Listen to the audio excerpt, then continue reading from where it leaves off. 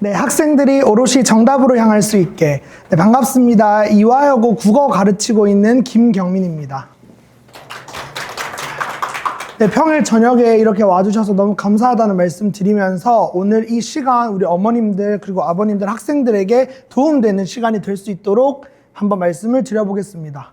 제가 목차를 좀 새롭게 만들어 왔어요. 보통 명사로 끝나게 목차를 만드시는데 이게 오늘 제가 말씀드릴 이야기들의 흐름이고요. 그래서 많이 들으셨겠지만 어떤 변화 속에서 우리 아이들이 공부를 하고 있는가, 그 다음에 제 소개 간단하게 드리고요. 그 다음에 이거 다 풀었는데 틀렸어요 라는 건 중학교와 고등학교 국어의 가장 큰 차이점이에요. 중학교 때는 단순히 암기만으로도 해결이 됐다면 고등학교 때는 그게 되지 않는다. 즉 영역별 학습 전략이 필요하다라는 측면에서 준비했고요. 자, 네 번째, 다섯 번째, 여섯 번째. 원래 후반부로 갈수록 내용이 중요하잖아요. 그래서 네 번째는 우리 이화여고 시험 어떻게 나오는지 제가 1학기 중간 기말 이제 심층 분석한 내용 준비했고요. 그 다음에 우리 이화여고 수업을 어떻게 진행할 것인가, 그 다음 마지막 관리까지 말씀을 드리면서 마무리 드려보겠습니다. 네, 이쪽은 이미 많이 들으셨을 거라서 제가 간단하게 정리만 하고 넘어갈게요. 내신 9등급제에서는 4%만 1등급을 받았는데 현재는 이제 10%까지가 1등급을 받게 되면서 흔히들 1등급 받기가 더 쉬워졌다라고 말씀들 하시지만 그만큼 1등급과 2등급 간의 간극이 커졌다라는 걸로 이해해 주시면 되겠습니다. 그 다음 우리 아이들이 볼 수능 시험에서의 또 변화인데요. 제가 말씀드리고 싶은 건 이전에는 이제 문법을 싫어하는 친구들은 문법을 하지 않아도 됐습니다.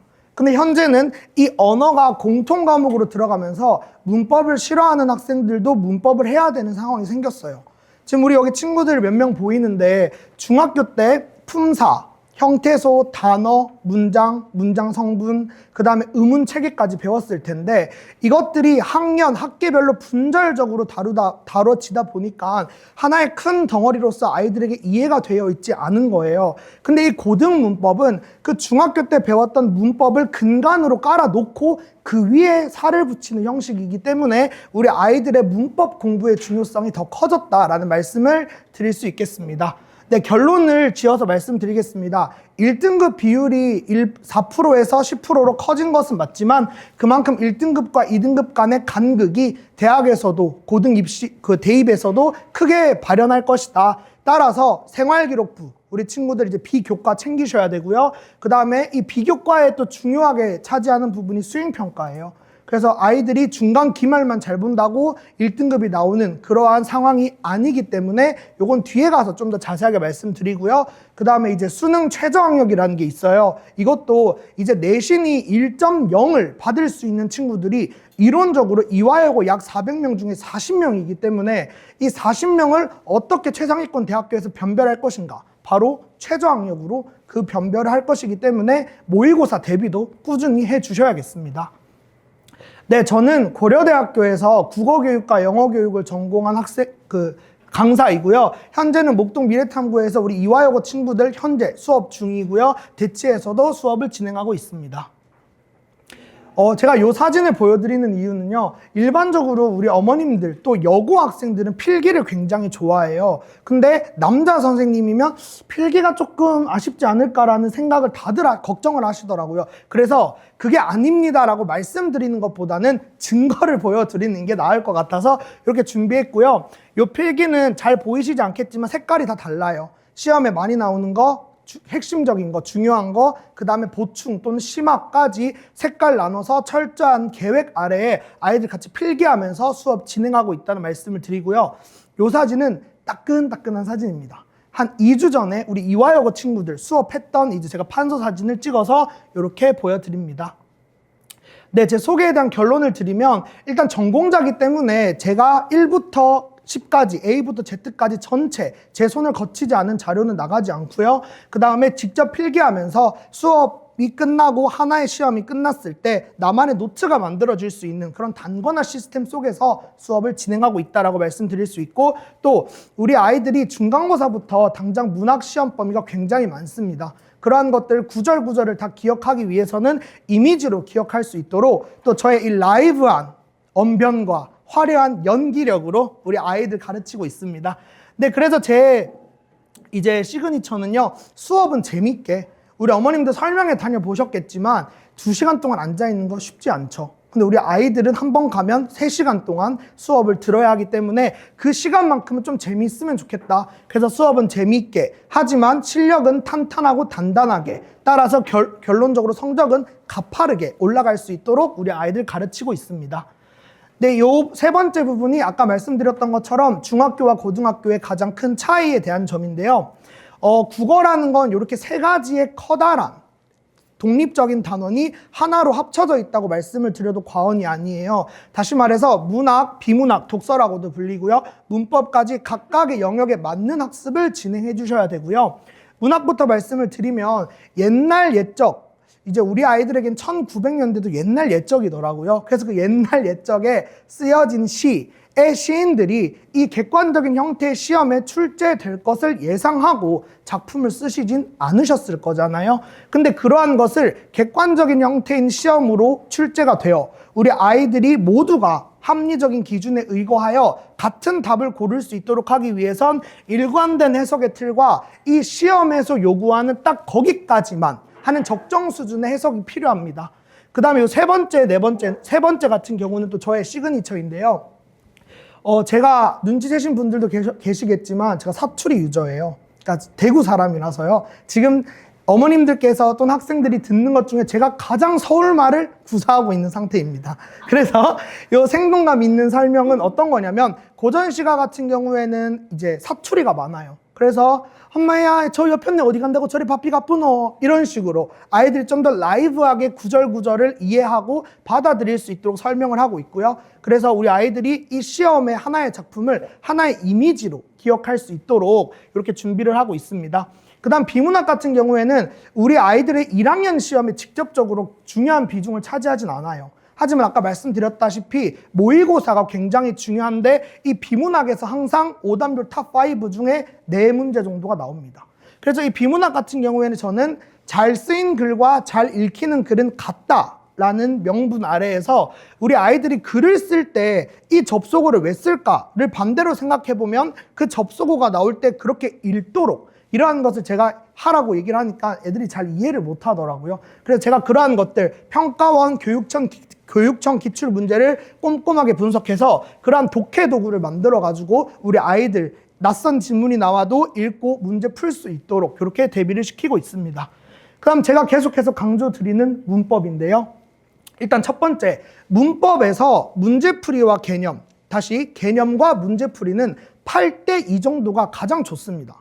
다시 말해서 개념이 똑바로 안 되어 있는데 문제풀이를 냅다 한다? 양치기 한다? 죄송하지만 의미 없는 시간 낭비입니다.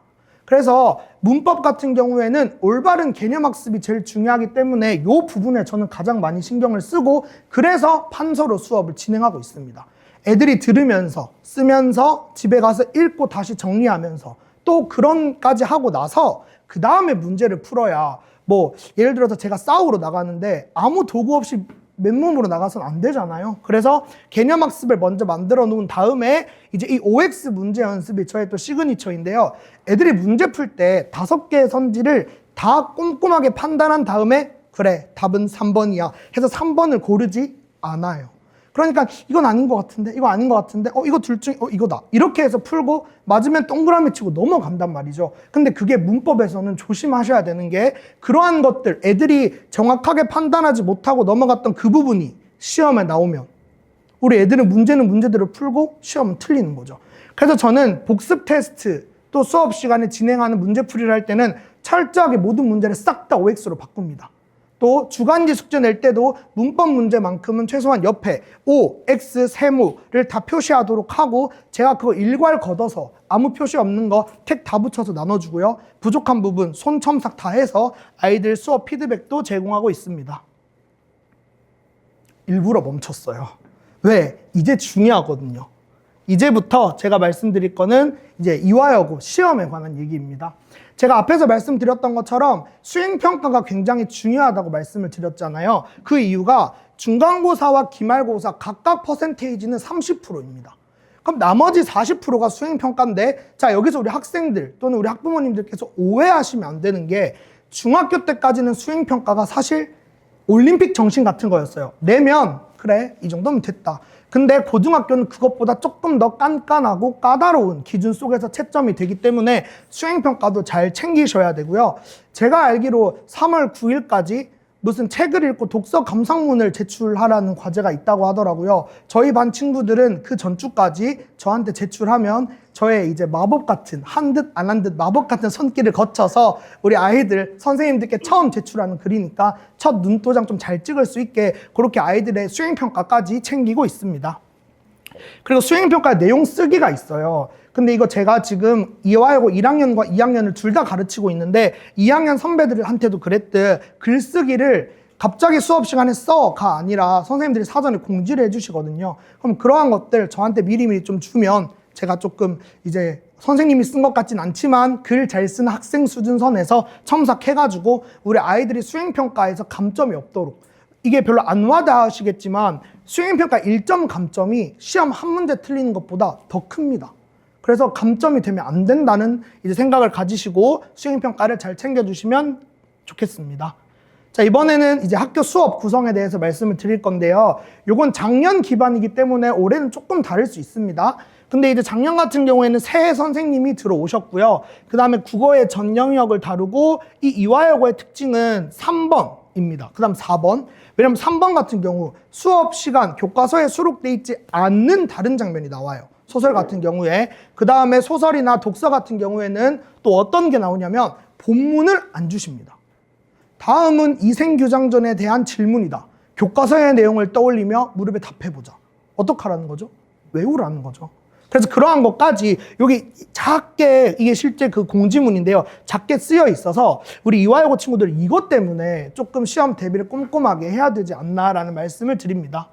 근데 구체적으로 말씀을 드리면 일단 1학기 중간고사입니다. 우리 아이들이 처음 이제 보게 될 내신 시험인데요. 총 5가지 영역이 골고루 다 출제가 되었지만 우리가 집중해야 될 부분은 문학과 문법 부분입니다. 자, 문학 같은 경우에는 거의 50%에 육박할 정도의 시험이 출제되고 있고 작품이 들어가는 작품이 한 7개 플러스 알파 정도가 시험 범위라고 생각하시면 되고요. 문법 같은 경우에는 우리 아이들 중학교 3학년 때 배웠던 의문 체계에서 확장된 의문 변동과 관련된 문제가 나올 거고요.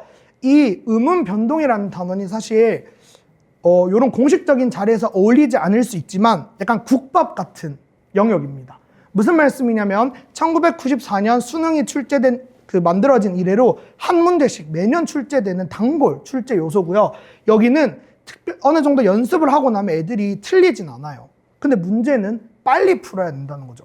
여기가 시간이 많이 걸리거든요. 그래서 요거는 딱 봤을 때 딱 바로 분석해서 답을 낼 수 있는 연습을 제가 아이들 함께 시키고 있습니다. 그래서 정리를 좀 드리면 이화여고는 철저히 내신형 스타일이다. 수능형 문제와는 좀 다르다라는 말씀을 드리고요. 교과서 본문에 수록된 작품뿐 아니라 학습활동까지 나와 있는 작품까지 선생님들이 시험에 다 내신다. 그래서 학습활동까지 꼼꼼하게 보셔야 되고 전체적인 시험의 난이도, 그러니까 한 문항을 보면 어렵진 않아요. 근데 이거를 딱 모아서 시험 시간이 또 50분이 아니라 40분이에요. 그러니까 그 40분이라는 시간 압박 속에서 애들이 문제를 풀어야 되기 때문에 시간 압박이 굉장히 큰 시험이다라는 말씀 드리겠습니다. 네, 지금 보시는 이 사진들은 실제 시험 문제를 제가 좀 가지고 와봤는데요. 요거 같은 경우가 내신형 문제죠. 다음 설명 중에서 옳게 말한 학생들을 모두 골라라 라는 유형이고요. 그 다음 요게 제가 말씀드렸던 본문을 제시하지 않고 시험에 출제하는 거. 그 다음에 요 24번과 7번 같은 경우에는 모의고사에는 나오지 않지만 단순 암기 확인, 그 다음에 어휘 문제, 이렇게까지 내신형 문제가 나오고 있고, 또 시험 범위 외 지금 여기 예시를 보시면 나이덕의 땅끝이라는 작품은 시험 범위고요. 이제 천냥의 시인의 한계라는 작품은 그냥 가르쳐 준 적도 없는 완전한 외부 지문이기 때문에 이 두 개를 엮어서 또 문제를 풀어야 되는 상황에 아이들이 놓이고 있고, 이러한 문제를 푸는 방법도 다 있습니다.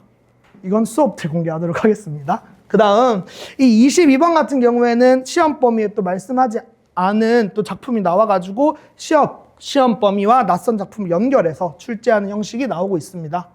네, 다음은 기말고사인데요. 여기부터는 제가 좀 빠르게 넘어가도록 하겠습니다. 왜냐면 앞에 구성했던 내용이랑 비슷하기 때문에 문항을 보진 않고 전체 틀만 먼저 보여드리면, 기말고사는 문학의 비중이 훨씬 더 높아졌죠. 그 말은 즉 시험 범위가 훨씬 더 많아졌고 플러스로 고지하지 않은 낯선 작품의 출제 비중도 더 많아졌습니다.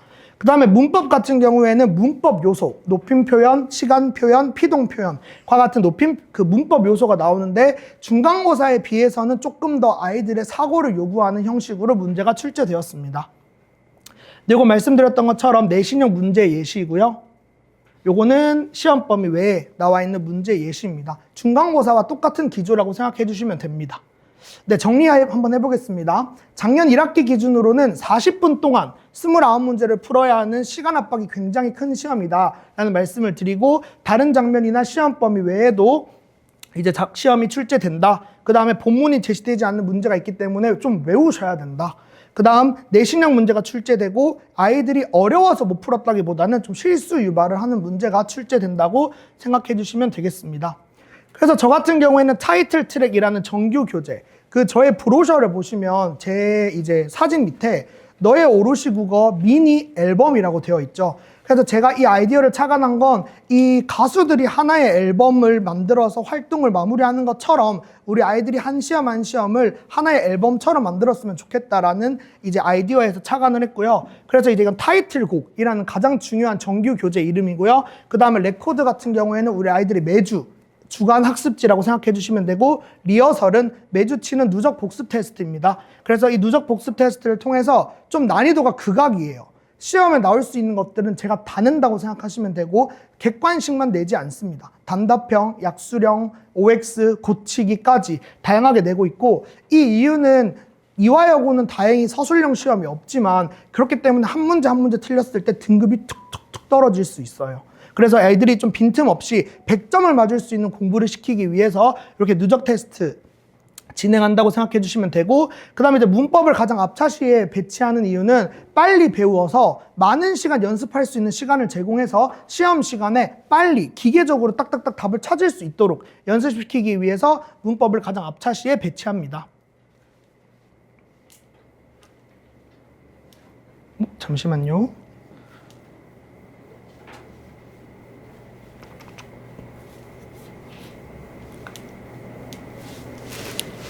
이게 왜 안 넘어갈까요? 중요한 내용이라서 찍으시라고 이렇게 컴퓨터가 기다려주나 보네요. 여기 안 넘어가네요.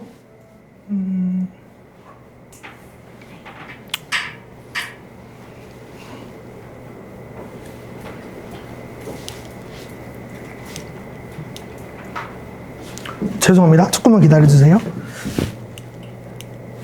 왜 안 넘어가지? 잠시만요. 죄송합니다. 이거 안 넘어가요. 아니, 안 넘어가서 멈췄습니다.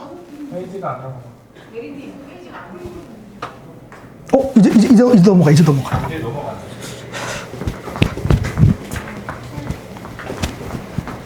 기다려주셔서 감사합니다. 이게 또 라이브 설명의 묘미 아니겠습니까? 네, 그래서 가장 중요한, 이 친구가 알고 있네요. 가장 중요한 얘기 앞뒤로. 그래서 개강 안내 드리겠습니다. 제 수업은 3월 8일 일요일에 오전에 이제 수업이 진행되고요. 애들이 힘든 거 알지만 이 아침 시간에 수업 안 하면 애들 자요.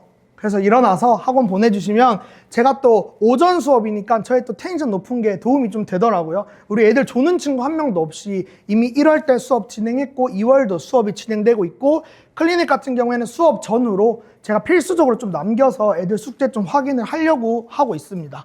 그래서 이화여고 첫 내신부터 1등급을 받고 싶은 친구들, 그 다음에 저의 이 관리와 관심 속에서 같이 공부해보고 싶은 친구들은 저한테 보내주시면 제가 거기 기대에 상응하는 결과를 보답드리겠습니다. 예상 시험 범위는 다음과 같고요. 요 시험 범위는 일단 작년 기준 시험에 출제된 예시로 제가 이렇게 예측을 해보는 겁니다. 네, 이제 조금 구체적으로 제 수업에 대한 소개를 드리면 이게 정규 교재예요. 화려하죠. 또 제 성격과 정체성이 가득 담겨있는 타이틀 트랙이라는 정규 교재이고요. 여기에는 시험에 나올 것 같은 거 다 들어있습니다. 제가 설명하기 위해서 준비한 내용, 학교 선생님 필기, 학교 선생님 프린트, 예상 문제까지 다 들어있고요. 그 다음에 요거 같은 경우에는 주간지인데요. 이 주간지 여기 네모칸이 매주 바뀌어요. 그래서 제가 우리 아이들이 좀 매주 공부하느라 힘드니까 좀 위로해 줄 수 있는 음악을 추천하는 그러한 주간지라고 생각해 주시면 되고, 여기 말씀드렸던 다양한 유형으로 우리 아이들 빈틈없이 대비시킬 수 있는 리허설이라는 복습 테스트입니다. 네, 앞에 보여드린 게 정규 수업 때 자료이고요. 요건 이제 직전 보강, 시험 전날에 이제 오면 딱 시험에 나올 것 같은 거 핵심만 제가 다 간추려서 아이들한테 제공하고 있고요. 요거는 우리 이화여고 시험지랑 똑같이 제가 만들어서 난이도, 문항 배점, 시험 범위까지 시험지 형태도 똑같이 만들어서 우리 아이들 시험 전에 한번 실제 연습해 볼 수 있도록 이렇게 진행하고 있습니다. 근데 정규 교재를 좀 자세하게 보여드리면 여기 색깔이 다 달라요. 이게 말씀드렸던 것처럼 제가 설명한 거, 학교 선생님 설명하신 거, 겹치는 거, 요거는 보통 시험에 나오거든요. 그래서 이런 식으로 해서 다 반영이 되어 있는 분석 자료고요. 그럼 요거는 이제 문법 관련된 내용은 핵심 개념 위에 있고, 여기에서 자주 나오는 테마들을 제가 오롯이 포인트로 다 정리해서 애들이 볼 수 있도록 이렇게 정리를 했습니다. 그냥 문제풀이도 단순히 문제 푸는 게 아니라 요거를 하나하나 다 할 수 있는지를 확인하기 위해서 제가 밑에다 분석할 수 있는 칸 만들어 놨고, 또 스스로 정리할 수 있는 칸까지 이렇게 구성되어 있습니다. 그럼 주간지 같은 경우는요, 이게 영어는 본문 빈칸 채우기를 많이 한다고 하더라고요. 근데 국어도 필요해요. 왜냐하면 이화여고는 철저히 내신형 스타일의 문제이기 때문에 그냥 A부터 Z까지 다 외워야 되기 때문에 그 암기를 도울 수 있는 빈칸 채우기 있고요. 그 다음에 서술형은 없지만 내가 알고 있는 것을 문장으로 쓸 수 있을 때 저는 제대로 안다고 생각하기 때문에 서술형 문제도 내고 있고, 그 다음에 객관식까지. 그 다음에 말씀드렸듯 이 주간지는 제가 다 걷어서 애들이 오답노트를 똑바로 했는지, 또 제가 첨삭해 줄 게 있는지 다 손필게 첨삭을 한 뒤에 그 다음 주에 아이들에게 다시 돌려주고 있습니다. 그럼 리허설 같은 경우에는 간단하게 말씀드리겠습니다. 모두 고르세요는 당연히 들어가 있고요. 그 다음에 OX, 고치기, 단답형까지 애들이 그냥 시험장에서 봤을 때 그래, 그렇게 준비했는데 이 시험 이 정도면 진짜 쉽다라고 체감 난이도를 낮추게 하는 것이 저 이 리허설의 핵심 포인트이기 때문에요. 다양한 유형, 다양한 내용까지 시험에 나올 수 있는 건 애들이 사전에 다 연습할 수 있도록 하고 있습니다. 자, 지금부터는 제가 관리에 대해서 말씀을 드릴 건데요. 첫 번째 타이틀을 클리닉의 끝이라고 정해봤습니다. 그 이유는요, 대면 클리닉 당연히 진행하고요. 그 다음에 애들이 이렇게 질문을 보내면 이렇게 답변을 하거나, 때로는 필요하면 패드에 필기해서 이렇게 비대면 클리닉 진행하고 있고요. 그 다음에 애들이 필요하다, 도저히 애들이 기숙학교라서 시간이 안 맞거나 안 되면 평일에 또 줌 클리닉 또 진행을 하고, 요게 말씀드렸던 애들 주간지 걷어서 하나하나 첨삭한 다음에 개별적으로 이제 숙제 과정을 보면서 어떠한 것들이 좀 보완되면 좋겠고 어떤 걸 잘했는지까지 제가 아이들을 클리닉의 끝이라는 이름 아래에서 관리를 해주고 있습니다. 그 다음에 또 요거는 제가 2번으로 넣은 이유가요, 이 클리닉 다음으로 중요하다고 생각하기 때문이에요. 이 고등학교 때부터는 저랑 아이들만 잘한다고 해서 애들 점수가 나오지 않을 수도 있어요. 다시 말해서 저 학생, 학부모님의 3인 사각경기라고 생각을 해서 저희끼리 소통이 제대로 되어야, 아, 애가 학원에서는 이런 걸 잘하고 있고 이런 게 부족한데, 아, 집에서는 이렇게 하고 있구나를 제가 모르는 내용, 또 어머님들, 아버님들께서 모르는 내용을 서로 공유하면서, 어쨌든 공동 목표잖아요. 우리 아이들 내신 잘 받게 하기. 그래서 학부모님들께 매주 나가는 문자와, 또 이거는 우리 아이가 지금 어떤 영역에 어떤 유형이 약한지를 확인할 수 있도록 이렇게 개별 성적표도 다 나가고 있습니다. 그럼 이게 또 저의 시그니처인데요. 오롯이 재원생 학습방이라고 해가지고 제가 가르치고 있는 아이들이 들어올 수 있는 익명의 오픈 카톡방입니다. 여기에서는 어떤 걸 하냐면, 애들이 공부를 좀 습관을 들였으면 좋겠어서 제가 플래너 쓰는 방법, 그 다음에 애들이 정해진 시간대 딱딱딱 플래너 인증하도록 하고, 그걸 보고 제가 애들한테 해주고 싶은 말까지 이렇게 관리해주는 이제 오롯이 재원생 학습방이 있고요. 요거는 이제 실제 제가 공부했었던 방법에 기반한 제 플래너입니다. 그래서 이것도 아이들에게 제공하고 있고요. 그 다음 요거는 우리 2월 2일에 우리 아이들 배치구사 받잖아요. 그 전날에 제가 아이들에게 시험과 관련해가지고 좀 해주고 싶은 얘기, 이렇게 매 시험마다 아이들에게 조언도 아끼지 않고 있습니다.